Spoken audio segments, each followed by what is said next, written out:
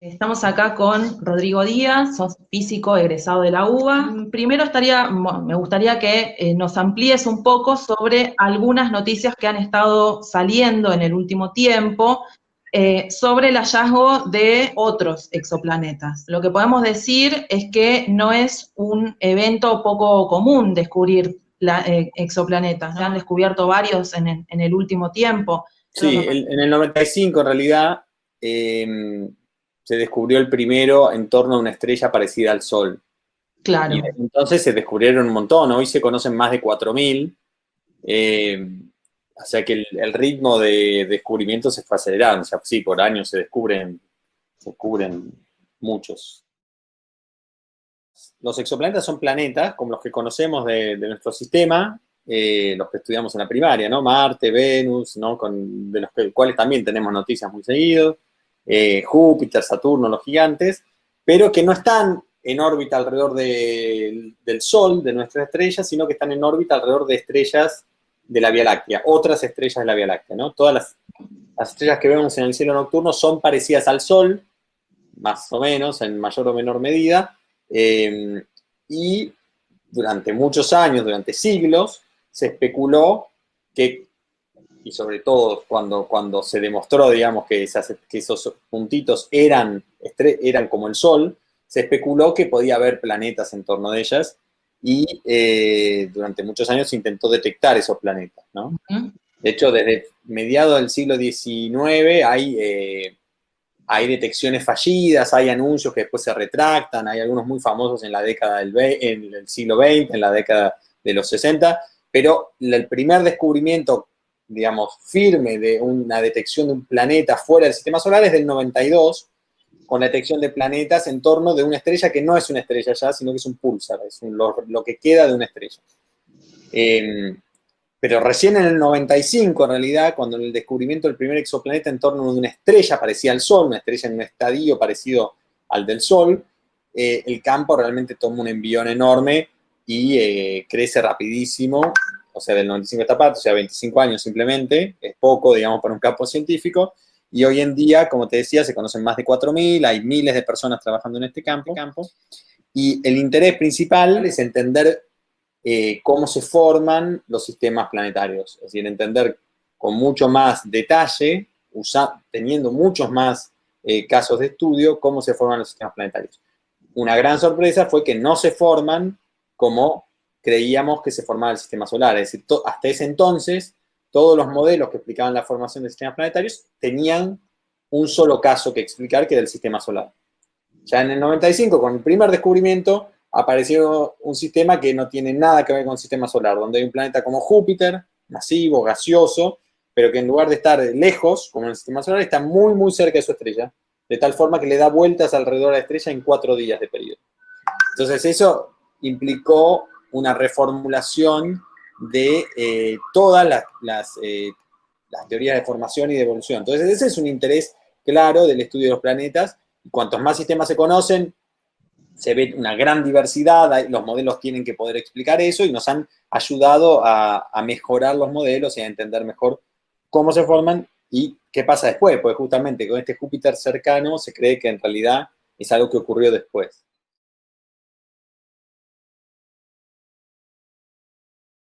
El estudio de los planetas también sirve para estudiar los objetos mismos con mucho detalle. Y en particular, y ahí me uno, digamos, ahí nos unimos a esta idea de la habitabilidad, en particular, lo que se puede hacer con estos exoplanetas, que ya se ha hecho sobre todo para planetas gigantes, pero que se empieza a hacer de a poco para planetas cada vez más chiquitos, parecidos a la Tierra, terrestres, y que con el desarrollo de nueva instrumentación se va a hacer de forma muy, muy, muy amplia para este tipo de planetas, es estudiar la atmósfera de esos planetas, ¿sí? Y la atmósfera de esos planetas nos da alguna especie es como una especie de ventana, no solo nos permite conocer la atmósfera, la composición, las condiciones en las que está esa atmósfera, sino también nos da una ventana para estudiar lo que ocurre en la superficie, y en particular hay algunas especies moleculares que permiten que serían indicios de la presencia de vida en la superficie. Entonces, claro. se une con eso. Entonces, es un approach que claramente, digamos, desde un punto de vista totalmente científico, el estudio de la vida fuera del sistema solar, y en particular a partir de este estudio de las atmósferas. Con estos planetas tan cercanos a su estrella, son muy irradiados, entonces tenés atmósferas que están muy infladas, entonces ocurren cosas maravillosas, como que tenés un planeta, que hace poco lo anunciaron, que donde el hierro está en estado gaseoso, pero después se condensa, entonces llueve hierro, digamos, en la superficie de ese planeta, y cosas realmente sin un análogo en el sistema solar, ¿no? Entonces permite estudiar un montón de cosas completamente nuevas. O sea, que lo que se suele remarcar de los descubrimientos, cuando se dice que podría ser habitable, es que el planeta está en lo que se llama la zona de habitabilidad, que es una distancia de la estrella, ni muy cerca ni muy lejos, donde un planeta rocoso con una atmósfera parecida a la de la Tierra podría tener agua líquida. Entonces, cada vez que aparece un planeta, cada vez que se descubre un planeta que orbita su estrella a la distancia justa para estar en la zona de habitabilidad, justa, digamos, una franja, ¿no? Digamos, en ese rango, eso se resalta particularmente y se dice se encontró un planeta que podría ser habitable, digamos, ¿no? Pero bueno, es una definición de trabajo y muy burda en algún sentido, porque en el sistema solar conocemos sistemas, conocemos cuerpos fuera de la zona de habitabilidad, por ejemplo, las lunas de Júpiter, Europa en particular, que se cree que es un gran candidato para albergar vida y que está fuera de la zona de habitabilidad. Hay periodistas científicos excelentes en Argentina que hacen un trabajo muy, muy serio y muy dedicado de entender de lo que hablan en la situación, y hay muchísimo de eso y está muy bien, digamos, uno puede encontrar notas excelentes sobre este tema. Y también es cierto, muchas veces son notas que se bajan de las gacetillas de prensa de distintos institutos o de las agencias que generan esta noticia, ¿no? Entonces se ve mucha nota basada en gacetillas de prensa de la NASA, por ejemplo, eso es muy común.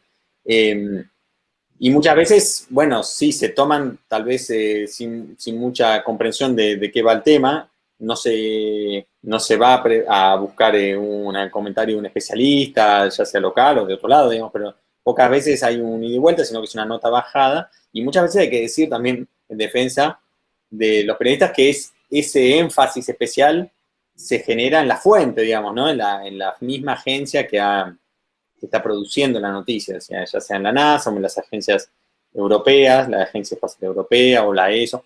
Hay muchas veces que se le pone un poco más de énfasis a eso porque se sabe que llama la atención.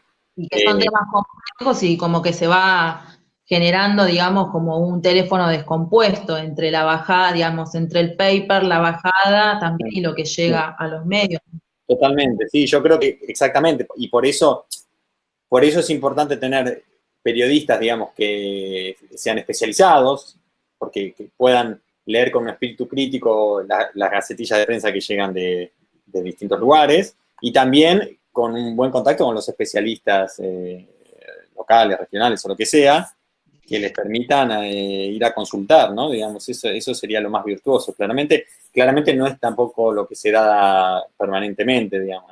En temas de salud es particularmente problemático eso, ¿no? Porque genera reacciones que no son las deseables muchas veces. Por eso, insisto, digamos, tener especialistas tanto desde los medios como desde principalmente de los medios que toman esas noticias es fundamental, ¿no? Y obviamente las redes sociales también, bueno, tienen un rol ahí en propagación de información que no está chequeada, etcétera, ¿no? Bueno, ya lo sabemos. Son objetos, claro, están, a diferencia de los planetas del sistema solar, que uno los puede ver a simple vista, ¿no? A la noche uno los ve como estrellas brillantes. Estos están muy lejos. Las estrellas, la más cercana está a 4 años luz, y después la galaxia tiene más o menos 100.000 años luz de diámetro, ¿no? O sea que dentro de todos los planetas que conocemos, bueno, la gran mayoría está cerca del Sol, más o menos, porque es donde nos dan las técnicas, pero incluso los más cercanos son imposibles de ver a simple vista. Hay algunas excepciones muy contadas de planetas muy lejos de su estrella, estrellas muy jóvenes y por lo tanto planetas muy brillantes, bueno, en fin. Pero la gran mayoría no se pueden ver directamente. Ahora, que no se puedan ver no quiere decir que no se puedan detectar o inferir, digamos, ¿no? Entonces, para eso uno usa técnicas indirectas. Y en general lo que ve es cómo la presencia del planeta afecta o bien a la luminosidad de la estrella o bien a alguna otra característica de la estrella.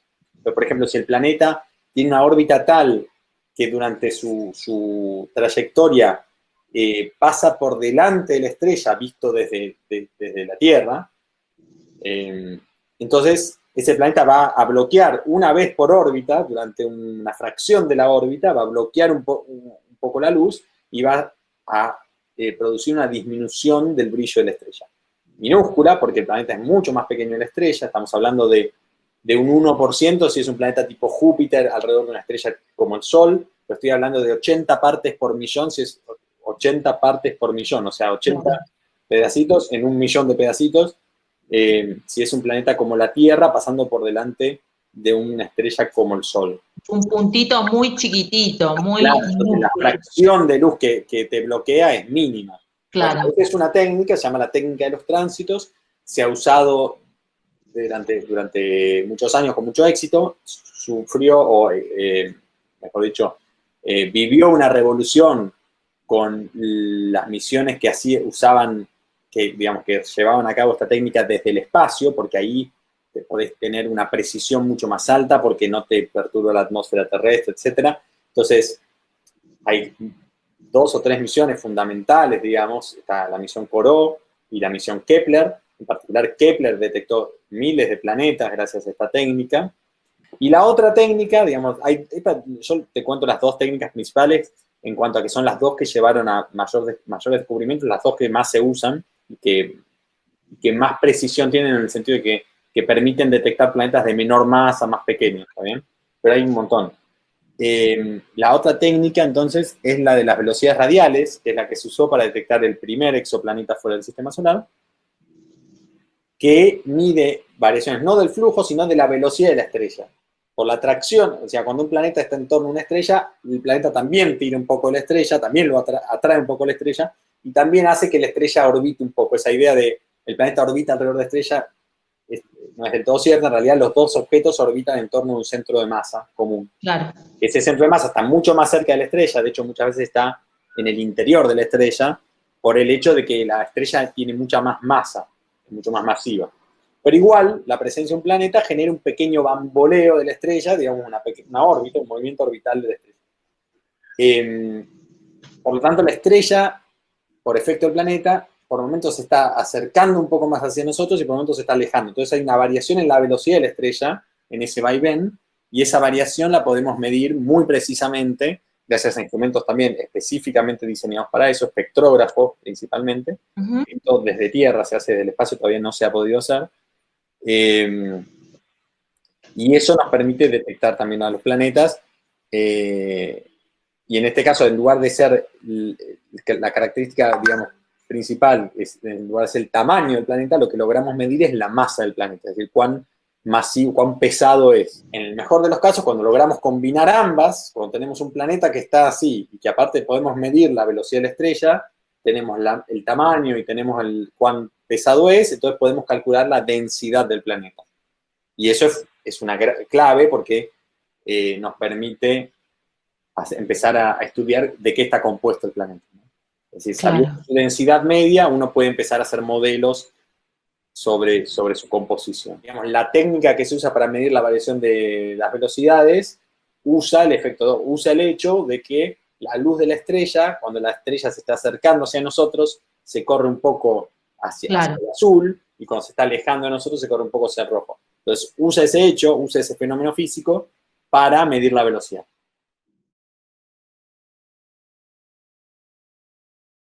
Bueno, de varias fuentes, digamos. Por un lado, tenemos subsidios de la Agencia Nacional de Promoción Científica, o sea, la agencia, eso viene del Ministerio de Ciencia. Y por otro lado, también contamos con financiamiento internacional a través de colaboraciones con distintos grupos de afuera. En particular, yo estuve muchos años en Francia y en Suiza, Entonces tengo relación muy cercana con los investigadores de esos países y tenemos un subsidio con un grupo de Francia y un subsidio, bueno, que se terminó ahora, pero teníamos un subsidio con un grupo de Suiza y eso también nos permitía mantenernos en funcionamiento. Pero básicamente son fuentes locales para el funcionamiento diario.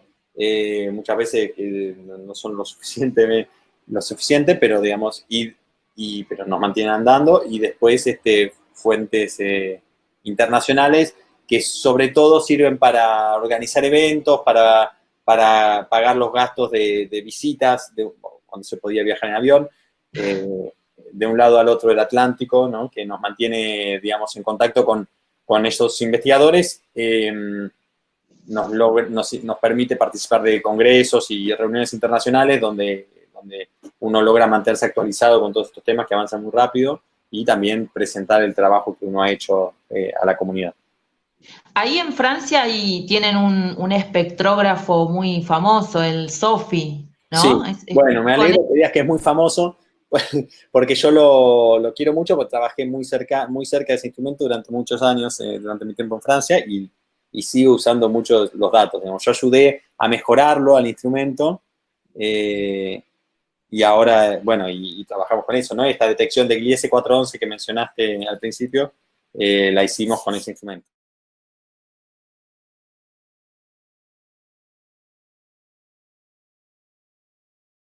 Bueno, los equipos son internacionales en general. Si bien obviamente que hay una tendencia a un equipo que está radicado en Francia a estar constituido mayormente por gente de ese país, digamos, la verdad es que son equipos internacionales, sobre todo en los países, como decís vos, centrales, que tienen más capacidades, más ventajas de trabajar ahí. Entonces eso genera que los investigadores de todo el mundo se sientan atraídos a ir a trabajar ahí, digamos, ¿no? Claro. Y después, ¿cómo se conforman? Hay toda una dinámica de postulaciones, digamos, para ir a trabajar en uno de esos equipos. En general, uno tiene que postular un puesto que ellos proponen, y entonces hay un proceso competitivo entre gente de distintas partes del mundo, y a uno le sale o no le sale, y bueno, y así se van conformando, ¿no? Y después es una cuestión de los años que van pasando, las colaboraciones, con quién funciona mejor trabajar, con quién funciona. No, obviamente, como en todas las actividades humanas, en la ciencia también hay una parte muy importante de relaciones, digamos, con quién uno se siente más cómodo trabajando que con otro. Muchas veces define hacia qué lado uno va con respecto a otro. Después, con respecto a la desventaja, es verdad que es una desventaja no tener los instrumentos acá, pero bueno, muchas veces el instrumento tampoco está en un lugar específico, ¿no? Está en un lugar, mejor dicho, está justamente en un lugar específico donde se puede aprovechar las condiciones del cielo, por ejemplo, ¿no? Hay muchos instrumentos instalados en Chile, por ejemplo, que no son de Chile, pero a los cuales Chile tiene acceso gracias a que fueron instalados en su territorio. Con respecto a los costos, son costos altos, pero no extremadamente altos, ¿no? Por ejemplo, un instrumento como el que se usa habitualmente para detectar muchos planetas, que también fue revolucionario en su campo, que está en Chile, se llama HARPS, que también es un espectrógrafo, parecido a SOFI, anda no sé, cuesta algunos pocos millones de dólares. No es una cosa totalmente extraordinaria. El tema es, bueno, contar con ese financiamiento. Y sí, sin duda sería interesante contar con un instrumento así localmente, porque nos posicionaría diferente,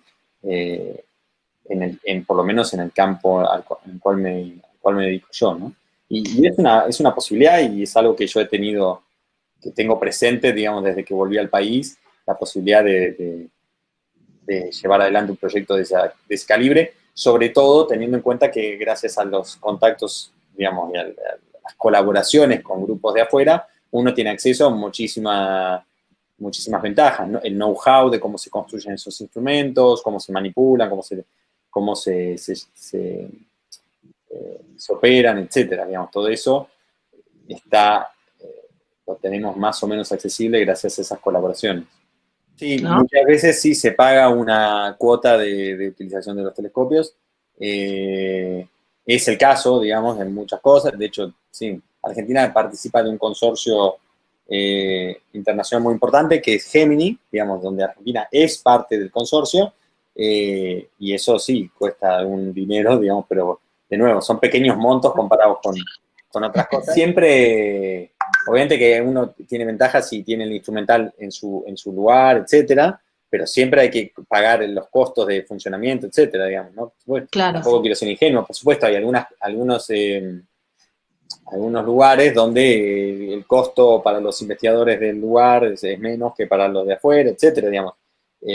Obviamente que sería ventajoso tener el más instrumental en Argentina. Eso se puede hacer, no es extremadamente costoso. Hay muchísimo know-how, hay muchísimos investigadores de primer nivel, muchos de ellos formados también afuera, de forma que tienen también estos contactos y este know-how de afuera y que está existente hoy en día acá en Argentina, de forma que sí, todo eso se puede hacer y sería ventajoso.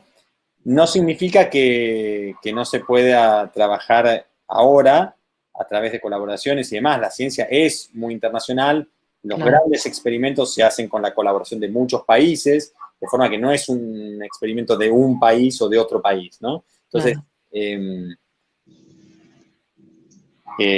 eso, digamos, esa perspectiva internacional existe y tampoco tendría sentido que cada país tuviera su super instrumento para medir planetas, digamos, porque habría una abundancia de eso, digamos, ¿no? Entonces hay que encontrar el equilibrio justo entre lo que necesitamos como comunidad astrofísica, astronómica en Argentina, lo que tenemos y lo que podríamos llegar a tener, digamos. Obviamente, al día de hoy nos vendría bien tener mucho más de lo que tenemos, pero tampoco es deseable que eso se reproduzca, digamos, por todos lados, que cada país tenga su telescopio y lo use solo ese país, me parece. Claro, pero tal vez sería también muy virtuoso que las agencias tipo CONICET, ministerios, las agencias de financiamiento ayuden, contribuyan a mantener esas colaboraciones, a que puedan venir investigadores de afuera, que investigadores de acá puedan hacer estadías en el exterior. Eso es muy rico,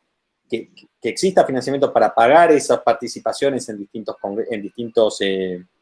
equipos de investigación, en distintos consorcios de investigación. Eso muchas veces es difícil conseguir financiamiento para esas cosas, porque no existe un financiamiento local para pagar. Muchas veces hay que pedir financiamiento específico para eso, digamos, ¿no? Claro. Eso sería también muy, muy deseable, digamos. Más allá del instrumental, la cosa dura, el hardware, digamos, favorecer el intercambio científico con el extranjero es fundamental. Claro. Y mucho más barato.